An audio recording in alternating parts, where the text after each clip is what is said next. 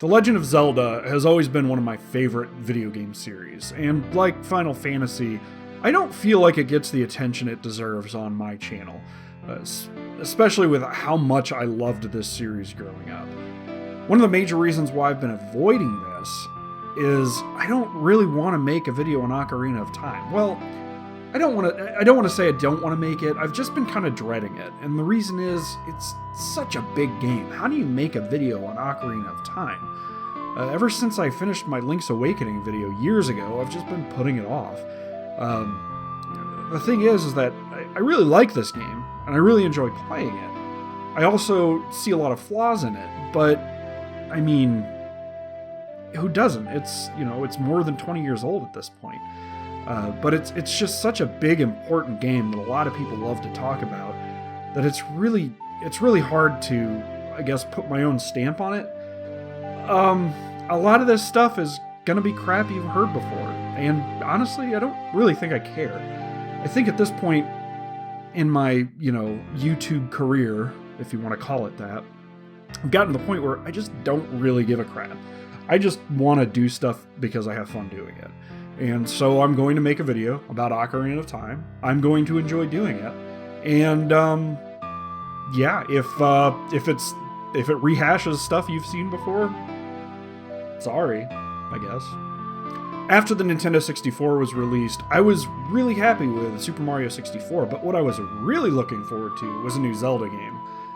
As a young teenager, I eagerly bought video game magazines that weren't Nintendo Power, like Game Fan and Game Pro and EGM, just for glimpses of early screenshots of Zelda 64. You'd see a couple here and there where Link still had, the brown sleeves instead of the white sleeves and, white tights that he has in the final game. And man, I ate that shit up. I ate it up. I loved looking up early release stuff for this game. And eventually the game was released in '98. I got it Christmas that same year.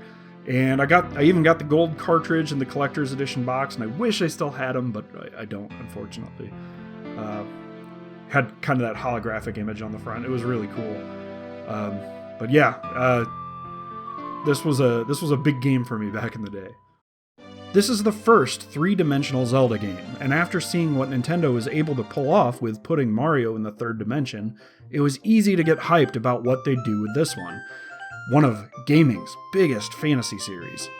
I remember turning on the game for the first time and being immediately sucked into the Kokiri Forest. I still associate this game with the holidays, and I can almost taste the cordial cherries that we got for Christmas every year when playing Ocarina of Time. Controlling Link in this 3D forest and looking for a sword and shield to start out your adventure just felt amazing. This was as realistic as gaming got for me at the time. Controls felt tight, responsive, and the new Z targeting function made controlling the camera during combat a sight easier than in Mario 64 and other 3D games that I had played before this. The music in the game matched the atmosphere of what was going on. The Kokiri Forest was upbeat and peppy, matching the children who lived there. The ominous tunes inside the Deku Tree matched the creepy innards of the ancient forest being. I really love the chanting tone in the Temple of Time. It's so haunting, but in the same way, sounds very reverent to the temple. Other tunes are super creepy. The Forest Temple, for example, just fits. Like if you heard it out of context, I almost think you'd visualize a haunted forest. It's just so cool. The graphics weren't super saturated, but kind of muted to make things seem just a little more realistic. When colors did pop out, it was noticeable, like the blue skies over Hyrule Field or the pink insides of the Great Jabu Jabu. The monsters all looked intimidating and cool, and the NPCs looked fun, exaggerated, and interesting. The story, while not as compelling as, say, a Final Fantasy game, was still the most in-depth this series had ever offered. You were Link, a child who was given a task that was way heavier than someone his age should have had to take on. I really cared about the story back in the day and trying to find out where in this timeline it took place. I loved trying to learn more about the lore, but over time that feeling faded as more games were inserted into the series and the timeline got muddier and muddier. The biggest strength Ocarina of Time had was the ability to explore Hyrule in two different time periods. Exploring the world as a kid and seeing all these awesome locations like Lake Hylia, Death Mountain, and the Lost Woods, and seeing how they all fit together in the world was really neat. But what was even cooler was seeing how these places evolved over the span of 7 years while Link was sealed away. Hyrule Castletown was decimated by Ganon's armies, and most of the inhabitants were able to flee to Kakariko Village. Zora's Fountain, once a beautiful water-filled cave that just seemed warm and somehow tropical, was frozen over, and the Zoras frozen under ice. The world was huge and immersive, and gamers loved it. Link, as he had in several adventures before, was able to collect a host of really cool items and equipment to help him progress in his adventure. The game is mostly linear, where items you receive in one dungeon help you proceed through the dungeon you find them in, and in assisting you to find the next dungeon. Some dungeons can be done out of order, I believe, but not many. And most of the side quests in the game can be done at any time once you have the requisite items to help you complete them. Some items have a bit of limited use, like the Deku Nuts and the Ice Arrows, which I didn't use at all during this most recent playthrough. But items like the Hookshot, the Bow and Arrow, and the Lens of Truth get a ton of use and they're really fun to use. Whipping out the bow to shoot down flying enemies feels great. Using the hookshot to zoom across the screen with the fun camera angles the devs put in is iconic, and I love it. Back in 1998, Ocarina of Time was groundbreaking and amazing and easily one of the best games ever made up until that point. And for several years following, it was still really, really good. Today, it's aged. Let's be honest. Early 3D games like this just don't age up as well as stuff that was on the NES or SNES. Before you think I'm just going to rip on Ocarina, know that I had a freaking blast playing through this game again. And that's what's most important. It's still iconic and it's still a very important part of gaming history. So let's go ahead and talk about the stuff that's aged. First, the graphics. I can't really knock on them too much though. For the N64, they're still rather good. But the textures on 3D background objects just don't look that great. I don't know, I'm not a huge fan of early 3D or 5th generation games when it comes to looks. I think older pixel art holds up much better. That being said, I played this on S-Video on an LCD TV. If I still had a CRT, I'd be really interested to see how it looked on there. It's been so long, but I feel like the natural blurring of the CRT made this game look so much better.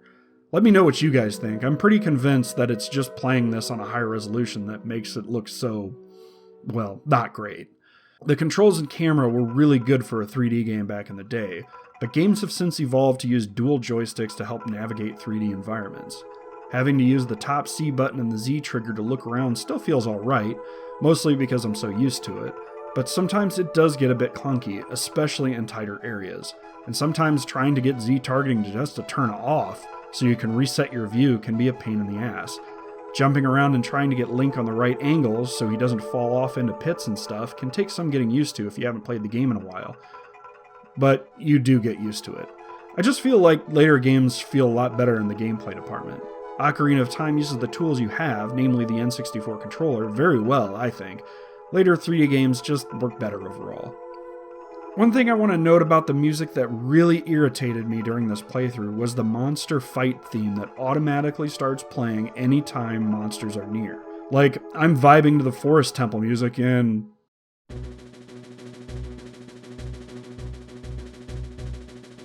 starts playing. It's repetitive and does the job of making you feel on edge, but I feel like for the wrong reasons. I want to say at the time it was a way to alert the player that danger was near without having a mini-map with enemy locations on it or better camera controls to see around you more easily. I mean, that makes sense to me. The structure of the game really mirrors A Link to the Past. 3 intro dungeons, then a slew of more difficult dungeons after Link obtains the Master Sword. That's not really that big of a deal, at least to me. I hear it get mentioned a lot, and I can't dispute the resemblance. But it doesn't bug me. I know it bugs other people, but what does bug me is how empty Hyrule Field is. No monsters other than a few giant peahats and stall children at night, and only a few Poes during the grown-up phase of the game. There's just a lot of hoofing it from point A to point B until you unlock various shortcuts in the form of Ocarina songs or the shortcuts that link the Lost Woods to other areas, and not a lot to do during that time. But that's all I can really be critical of, and none of this is stuff that, at the time, really mattered, I don't think. While the game definitely has aged, it's still a blast to play through. I even went out of my way to collect all the gold Skulltulas for the first time ever. I had never bothered to before, but I wanted to stay in the world for just a little bit longer. Even with the dated graphics and kind of empty overworld, Ocarina of Time's world feels alive and lived in. The jump between time periods helps that a lot too. The combat and controls may feel a bit dated, but slipping back into that controller didn't take too long to feel comfy again. Ocarina of Time is still a joy to play. Is it still one of the best games of all time? Maybe from a standpoint of how important it was at the time. I do think there are better games out there that have built on what Ocarina of Time originally brought to the table, and even better Zelda games, but we'll get to those. With a lot of reviews I do, I feel like this was kind of all over the place, but it's mostly because of how hard it is to put into words a game like this, and what it means to me and what it means to gamers in general. Ocarina of Time is a very important place in the pantheon of games, and it definitely is still a fun experience. I guess that's my whole point. It's important, it's still fun, and I still really like it.